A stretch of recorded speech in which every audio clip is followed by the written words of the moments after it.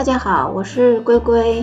今天呢，我要给大家介绍2种辣椒的吹牙方法。大家呢都知道呢，辣椒呢有很多维生素，所以呢很多人都喜欢吃。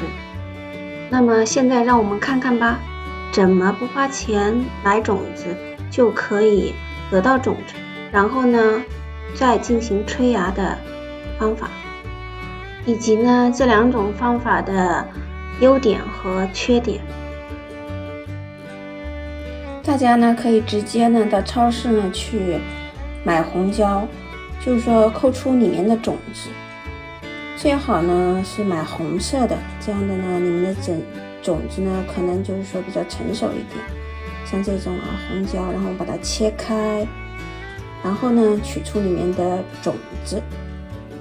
好，现在呢我把种子呢从辣椒里全部取出来了，大家可以看到。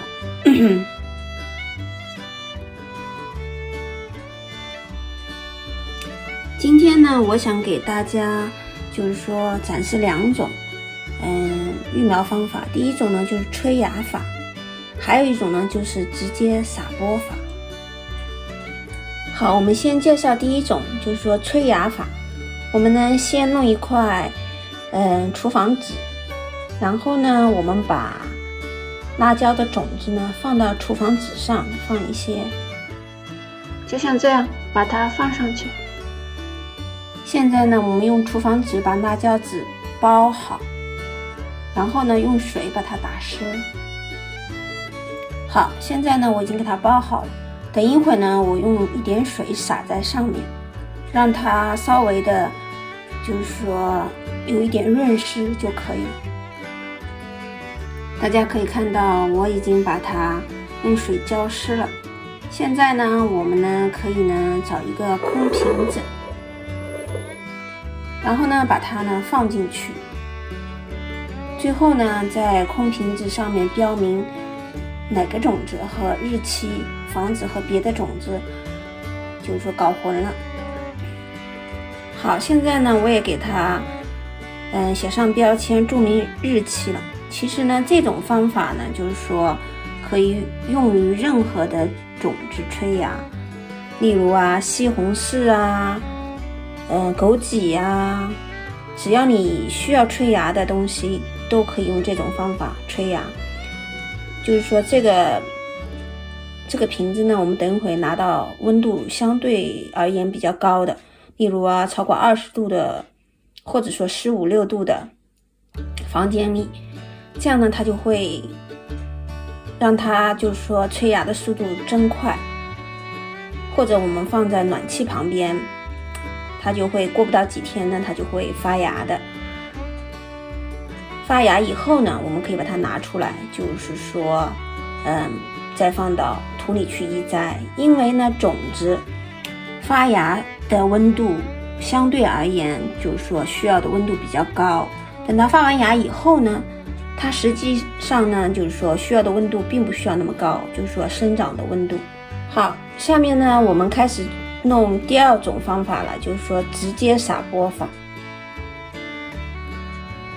我们呢找一个空花盆，先把就是说土壤稍微弄湿一点，然后呢把种子撒下去。好，我已经把种子撒下去了，大家可以看到撒密一点呢没有关系，以后呢等它出苗以后呢你再可以就是说见苗，就是说把不需要的苗，长得不好的苗再给它拔掉，或者进行移栽。我已经给它覆盖上了一点点的小土，现在呢就是还能看得到偶尔的1、2个零星的种子在外面。现在呢我再给它撒一点点水在上面，保持土壤的湿润。然后呢我们用保鲜膜把这个就是说这个花筒给盖起来，保持它的温度高。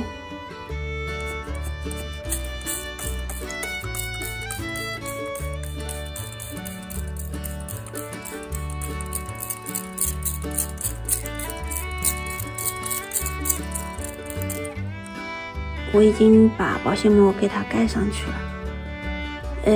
就是说一般情况下呢，天气不好的情况下呢，就把它盖着。如果天气好了，温度好了，你就把它打开通通风，这样的话呢，就会有利于它的发芽。一般情况下呢，1个星期它就会小苗就出来了。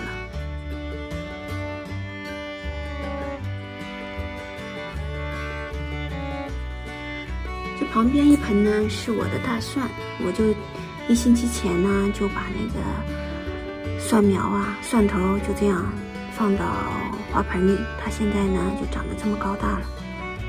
其实呢，我们现在这边的天气呢还是很冷的，一般只有5度的样子吧，3到5度的样子。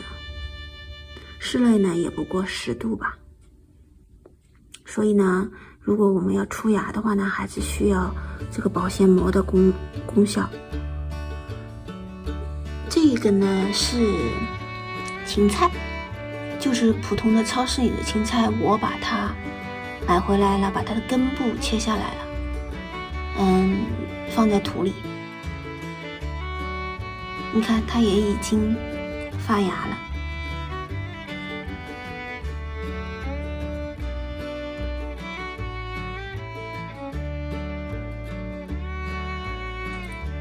这个呢是我2月23号吹的辣椒种子。那么现在让我们来看一看它有没有发芽。今天是27号，4天过去了，看看它有没有变化。